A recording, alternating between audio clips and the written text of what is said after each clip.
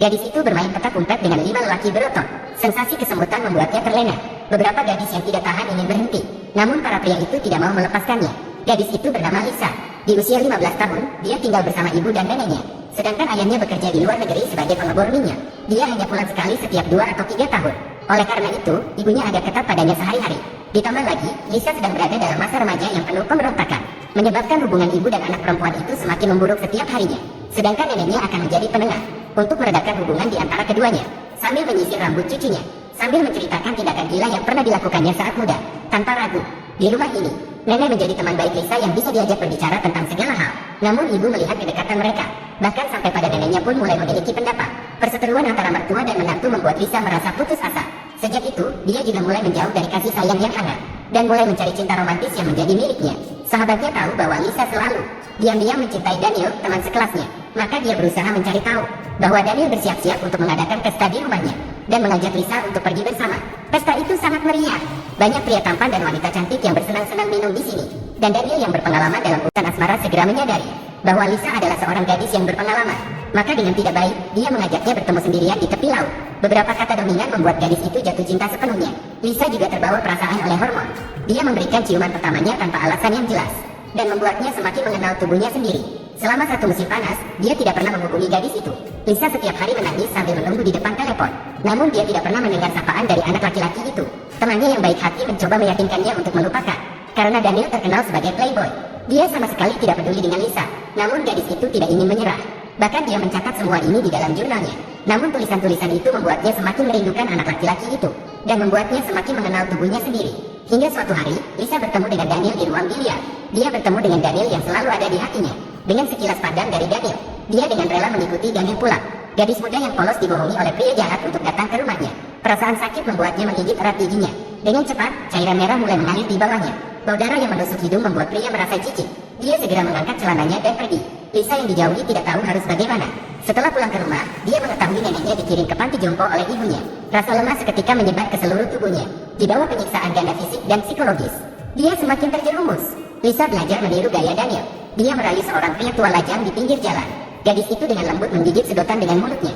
Tatapannya semakin kabur. Pria itu segera duduk di sebelahnya. Dia meraba-raba dan meletakkan tangannya di pinggang Lisa. Namun, saat nafsu hampir meledak, Lisa malah tersenyum ringan sambil berdiri dan pergi. Di saat itu, dia merasakan kebahagiaan Daniel. Malam sebelum Natal, ibunda membawa nenek dari panti jompo pulang ke rumah.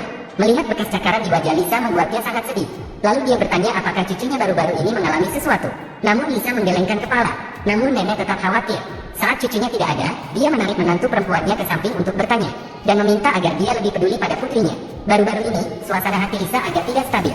Tampaknya ibu tidak begitu memperhatikan, malah merasa bahwa anaknya sudah besar, dan seharusnya memiliki ruang sendiri. Tak lama kemudian, Daniel menelpon lagi. Meskipun Lisa masih merasa kesal padanya, namun akhirnya tidak tahan untuk tidak pergi bertemu. Namun dia tidak menyangka bahwa selain Daniel, ada seorang pria asing lainnya. Pihak lain juga seorang playboy. Lisa pergi dengan marah.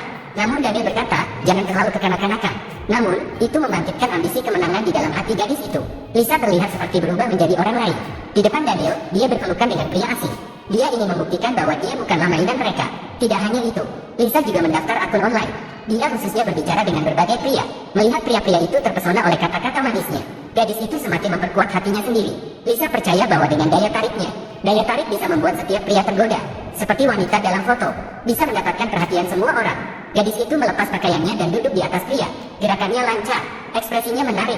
Alasannya melakukan hal ini hanya untuk membuktikan bahwa dia juga bisa seperti Daniel, memainkan perasaan orang lain dengan sembarangan. Lisa bisa berpelukan dengan penjaga museum di sudut, juga bisa saat bersama dengan Daniel, disentuh oleh pria tua cabul saat mengantri. Dia bahkan menuliskan semuanya di dalam jurnal, memuaskan keinginan kesombongan diri. Namun jurnal segera ditemukan. Ketika teman sekelas mengejek Lisa, sahabatnya tidak berpihak padanya. Hal ini juga menyebabkan hubungan kedua saudara perempuan itu hancur. Namun Lisa tidak menyadarinya. Siswa pindahan baru melihat ini. Secara diam-diam menghentikan tindakan semua orang.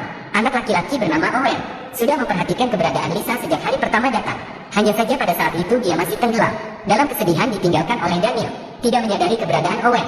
Di sisi lain, Lisa dengan cepat menarik seorang pria tua di internet. Mereka berdua sepakat untuk bertemu secara langsung. Setelah sampai di tempat, gadis itu mengganti pakaian, mengambil cambuk dan hendak menghukum pria. Namun segera peran keduanya berbalik. Lisa menjadi yang terkena pukulan. Setelah keluar dari hotel, dia penuh dengan luka. Kembali ke rumah, dia melihat ibunya menemukan buku harian miliknya.